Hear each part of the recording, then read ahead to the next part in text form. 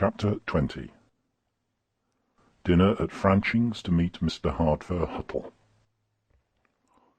May the 10th. Received a letter from Mr. Franching of Peckham, asking us to dine with him tonight at 7 o'clock to meet Mr. Hardfur Huttle, a very clever writer for the American papers.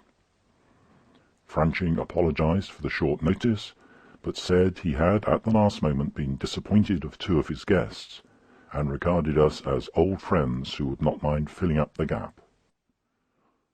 Carrie rather demurred at the invitation, but I explained to her that Franching was very well off and influential, and we could not afford to offend him. And we are sure to get a good dinner and a good glass of champagne. Which never agrees with you, Carrie replied sharply. I regarded Carrie's observation as unsaid. Mr. Franching asked us to wire a reply. As he had said nothing about dress in the letter, I wired back, with pleasure, is it full dress? And by leaving out our name, just got the message within the sixpence.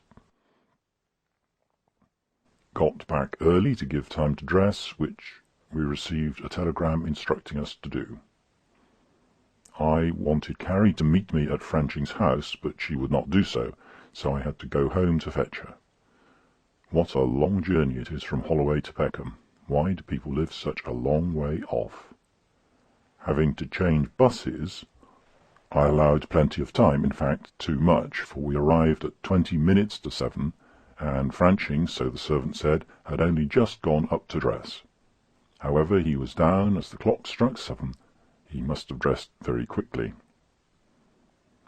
I must say it was quite a distinguished party, and although we did not know anybody personally, they all seemed to be quite swells. Franching had got a professional waiter, and evidently spared no expense. There were flowers on the table round some fairy lamps, and the effect, I must say, was exquisite.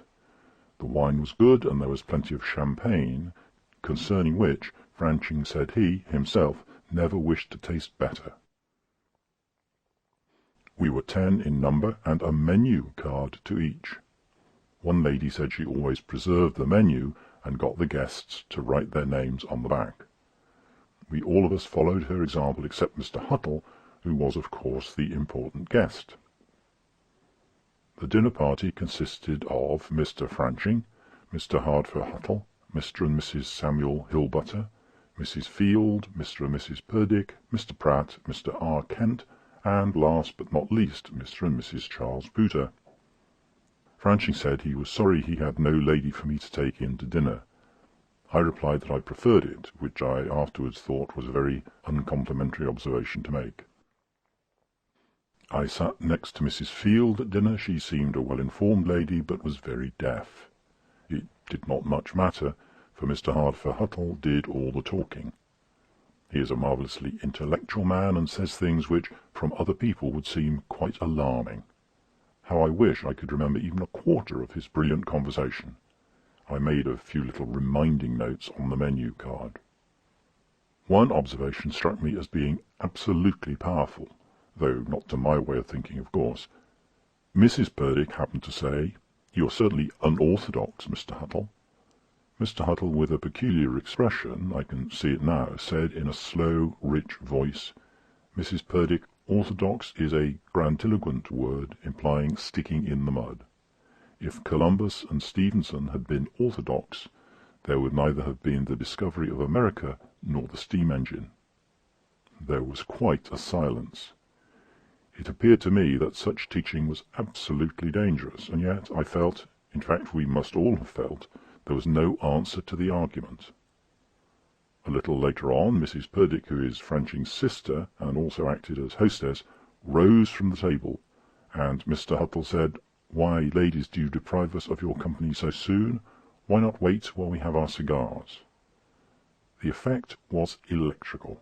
The ladies, including Carrie, were in no way inclined to be deprived of Mr. Huttle's fascinating society, and immediately resumed their seats amid much laughter and a little chaff. Mr. Huttle said, "Well, that's a really good sign. You shall not be insulted by being called orthodox any longer."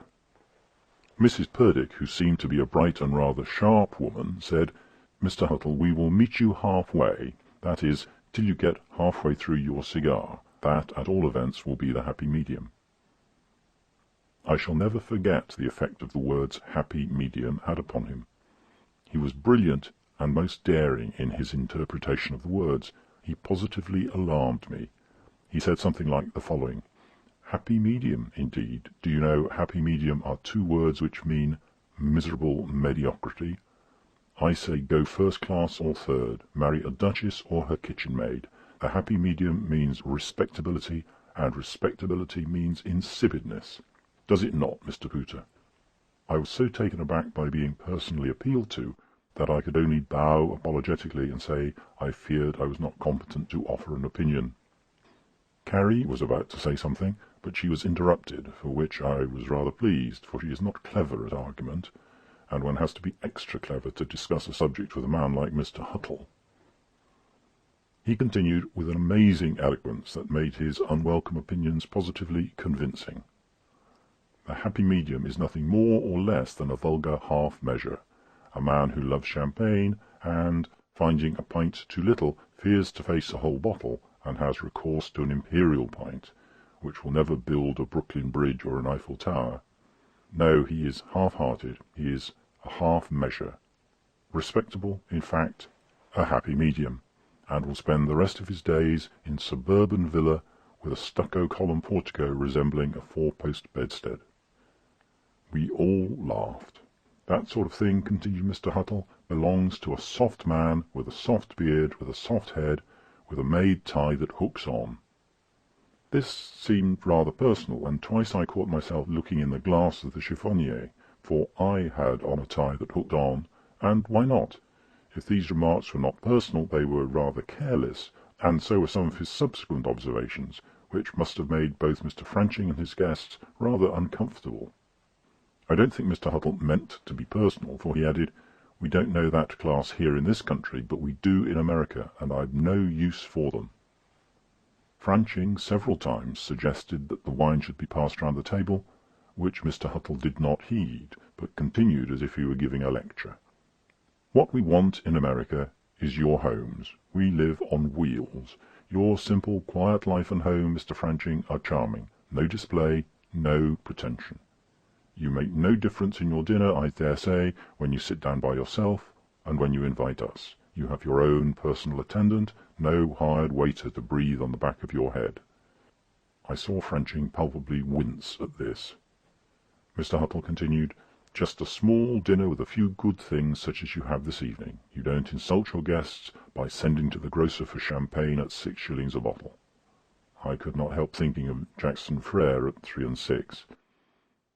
"In fact," said Mr. Huttle, "a man is little less than a murderer who does. That is the province of the milksop who wastes his evening at home playing dominoes with his wife. I've heard of these people. We don't want them at this table. Our party is well selected. We've no use for deaf old women who cannot follow intellectual conversation." All our eyes were turned to Mrs. Field, who, fortunately, being deaf, did not hear his remarks, but continued smiling approval. "We have no representative at Mr. Franching's table," said Mr. Huttle, "of the unenlightened, frivolous matron who goes to a second-class dance at Bayswater and fancies she is in society. Society does not know her, it has no use for her." Mr. Huttle paused for a moment, and the opportunity was afforded for the ladies to rise.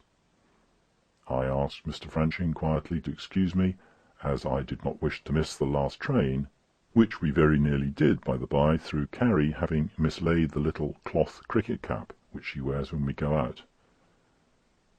It was very late when Carrie and I got home, but on entering the sitting-room I said, "Carrie, what do you think of Mr. Hardfur Huttle?" She simply answered, "How like Lupin!" The same idea occurred to me in the train. The comparison kept me awake half the night. Mr. Huttle was, of course, an older and more influential man, but he was like Lupin, and it made me think how dangerous Lupin would be if he were older and more influential. I feel proud to think Lupin does resemble Mr. Huttle in some ways. Lupin, like Mr. Huttle, has original and sometimes wonderful ideas, but it is those ideas that are so dangerous. They make men extremely rich or extremely poor. They make or break men. I always feel people are happier who live a simple, unsophisticated life. I believe I am happy because I am not ambitious. Somehow I feel that Lupin, since he has been with Mr. Perkupp, has become content to settle down and follow the footsteps of his father. This is a comfort. End of chapter.